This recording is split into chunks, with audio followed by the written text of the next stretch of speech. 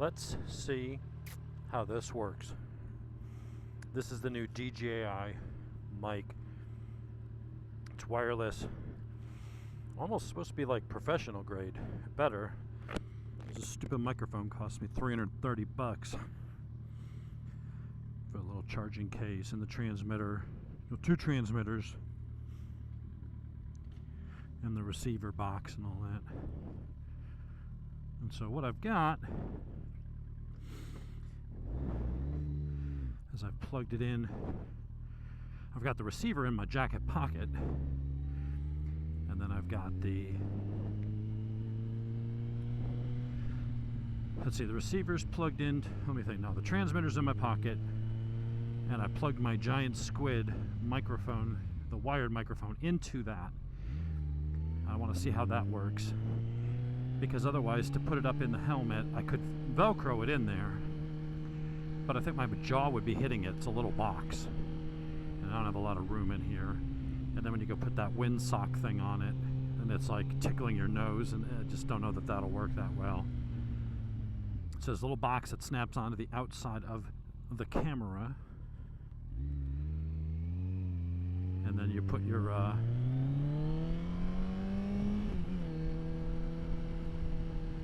put the camera on the mount. The box is on the side. The box has its own microphone gain and stuff like that. So that was the problem I had with this particular camera and all my external microphones, was that the microphones have no controls on them. Just they are what they are. The sensitivity is kind of set in the design. And then on the DJI input, you can knock it down up to 12 decibels or down 12. And unfortunately, that is not enough. You know, if you're just standing there in your office doing an interview, going slow, things like that, it was actually working okay. The second you would go and get up to speed, and now you got the motor revving and there's wind noise and road noise, it was picking up too much, and it was blowing out the audio. So we're hoping this works. If it doesn't, I've talked to some people that are moto vloggers that do this, and they have my camera with my microphone set up, but not using the wired, just finding a way to mount the little wireless transmitter up in the helmet. And they said at negative 12 dB on the mic gain, negative 12 dB on the receiver gain, and then negative 12 on the camera. If you knock those all down, the audio works really well. So that's what we're going to find out here. I'm going to get somewhere where I can give it a little bit of gas and get the engine noise up, get out on that actual stretch of highway right there, and see what's up, as the kids say. Pretty sure they're still saying that. If not, I just made myself sound older. So we are on the mighty ZX14 because, yeah, the Speed Triple's still in the shop. Some of the parts have come in, but not all of them, so. Ah, I didn't realize I was in second gear. This thing has so much torque, if you start off in second gear, you almost don't even notice it. This bike is amazing. Love this bike. Yeah, if I get rid of a bike to get something new, it's going to be the Speed Twin. This thing's just magnificent. So smooth, so fast. And good brakes, and still pretty damn agile. You can chuck it into a turn and have fun with it. It's fun on the track, it's fun on the mountains, it's fun around town because it's very plush, very comfy. I'm supposed to have shit weather for the next 2 weeks, so I figured let me get out real quick and see how the mic works. And if it doesn't, it's all trial and error, right? You can set it up in the house and it sounds fine. It's not until you get out on the road and you're going down the road, and it's a hard thing to train yourself to not talk really loud, because you're just used to when there's more ambient noise. If you're in a party or at the bar, you have to speak up for someone to hear you, right? So it's an automatic response to a lot of ambient noise. And between the ambient noise and then especially me talking fairly loud with a microphone an inch from my mouth, it was just blowing out the audio and crackling and clipping, and man, it was just horrible. I was like, God damn. Which is a shame because this thing takes wonderful video. And it takes good audio if I'm not using an external mic. If I were to just put the mic, you know, just have the camera doing its thing, it'd be fine. But then when you want that external mic, they're so sensitive. They pick up everything, and if the sound level is, you know, 100 dBs because of the noise and the motor and the road and wind and everything, then you just get this horrible, horrible audio track, which makes the video not usable unless you want to split the audio track off from the video, separate the audio track, delete it, and then, you know, add music or do a voiceover, which is what I've been having to do. But then you don't get the, you know, you get a nice clear because I'm using a nice headset hooked up to my MacBook, but you're not getting a good, you know, no, you don't get the sound of the engine and going down the road in the car or the bike, which, you know, is a lot of the appeal. Let's get up to speed.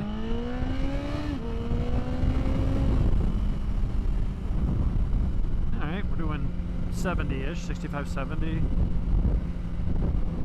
See how this audio sounds. When I get up here onto the interstate, I'll see if, as long as traffic's a little clear, I'll get on it a little bit, see how bad it gets. My hope is the wired mic works best because that's easy. You just keep the transmitter in your pocket. Shit, I can keep both of them in there. And when one goes dead, switch it over to the other, and I don't have to swap microphones out. I just unplug the little box and plug the other box into the wire on my microphone, and there we go.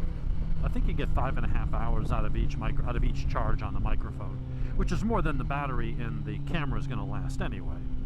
I do have 3 batteries in a chargeable carrying case. It charges them like AirPods or whatever.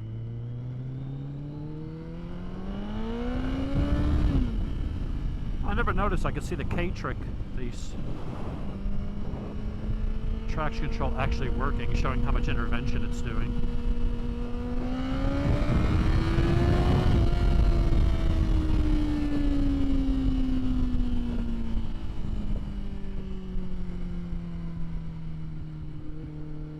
Notice that.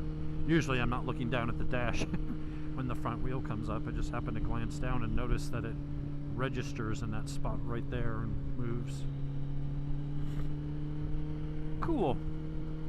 It's a crude electronics package, this bike, but it's got so many other good features to it. I'm just like, I mean, riding the street, no, the Speed Triple RS, rode a 2023 last weekend up at Brian's. And that thing was glorious. The electronics, the quick shifter, the auto blip, it was just amazing.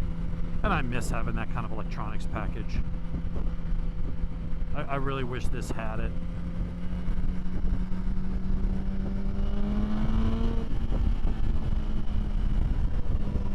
But it doesn't.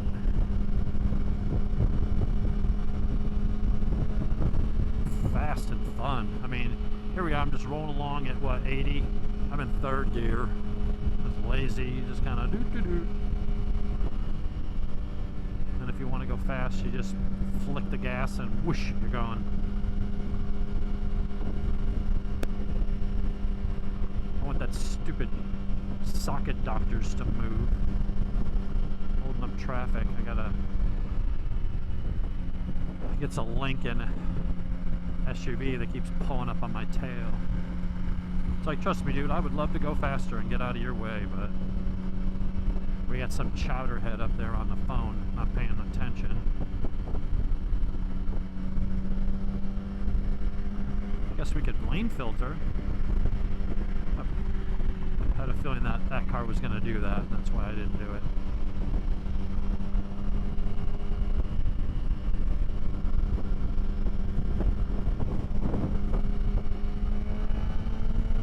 I think we're going to lane filter here.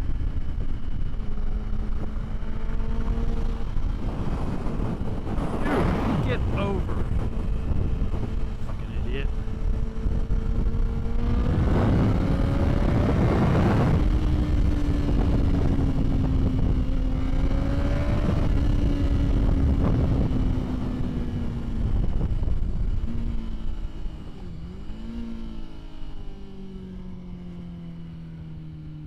this will be a good audio test. Yeah, he was just sitting there on the phone. It's supposed to be hands-free. Of course it's not. He's sitting there yakking on the phone, rolling along in the passing lane while people in the slow lane are passing him. People are jerk-offs.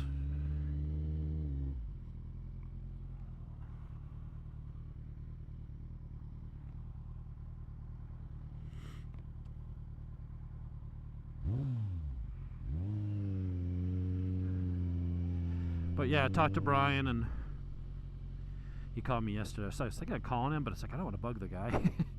But he called me, and he's like, well, we got some of the parts. He's like, I'll find out about the rest of them. He's like, they're showing an estimated ship arrival date on, because there's, I guess, one cylinder and one piston or something is on back order. He's like, I'm showing a delivery date of like March 3rd, so it's still, 3 weeks away. But he's like, that could change. So he's hoping to nail down a date. I'm like, dude, it is what it is. It's like, I have this. My wife never rides, so I could ride her Ducati if I want. She always gets mad when I say she never rides, but she doesn't. It's like, stop saying that. It's like, why? Is it wrong? Well, no, I just don't like it. Like, whatever. So, gives me an excuse to take it out. Put some fresh gas in it.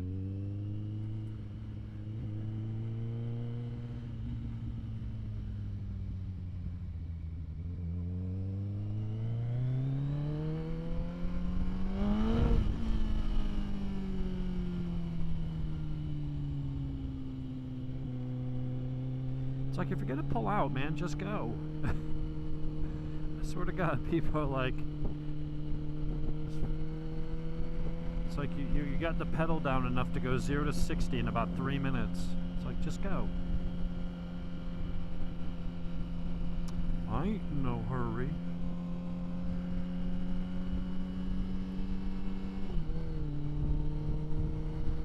But yes, the mighty ZX14. So I've got my camera set up here, so I can click my DJI Action 3. I've got the mount to go boom onto that, and then it's safety wired.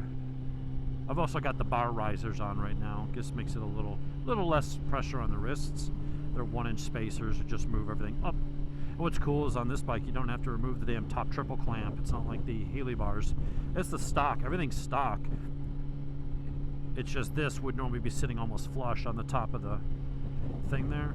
So now there's a 1-inch spacer that just lifts it up. And because this is not perpendicular, the forks are at an angle, it also moves it back just a little bit. Not much, maybe 1/8 of an inch, but makes it just a little bit more comfortable. Still fairly aggressive. I mean, it's still fairly forward. And with the taller screen, it's nice. But the camera mounts there, and then on the cage that goes around the DJI, I can't use, when I'm using the external mic, the way it plugs in, I can't use it with the cage. But when I want to put it there and without the external mic and just use the onboard mic, I drilled 2 holes. So for the track, the cage that actually snaps the around the mic, the camera, safety wires to the bike. And then when I'm not using it, I just leave it like that so it's not flopping around. Oh good, I get to follow this person the whole fucking way home.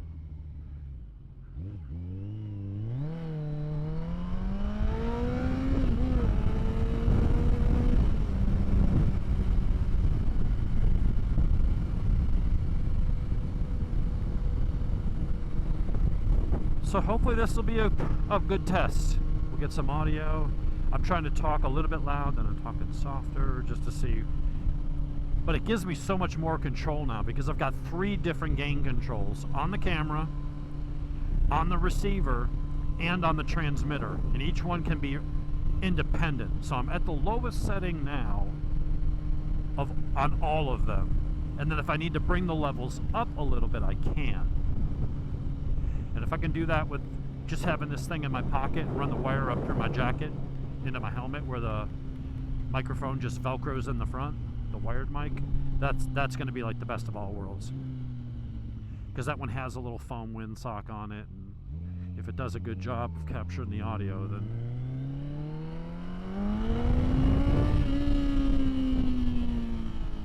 That was like 20% throttle. The front just comes up and you hear it go as it cuts spark.